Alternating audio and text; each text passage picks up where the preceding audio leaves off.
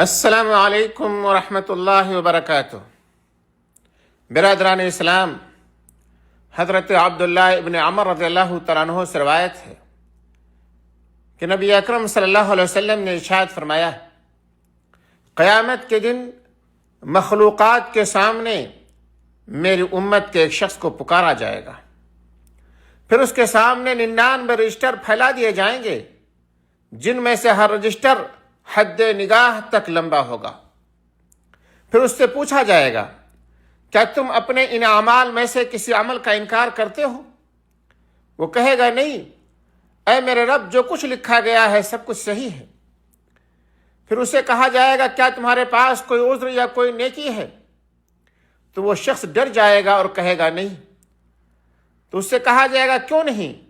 تمہاری ایک نیکی ہمارے پاس محفوظ ہے اور آج تم پر ظلم نہیں کیا جائے گا۔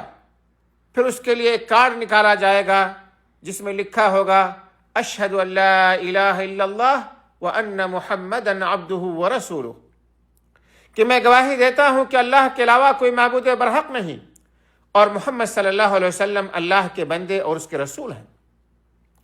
وہ کہے گا، اے میرے رب، یہ کارڈ اتنے رجسٹروں کے سامنے تو کچھ بھی نہیں ہے۔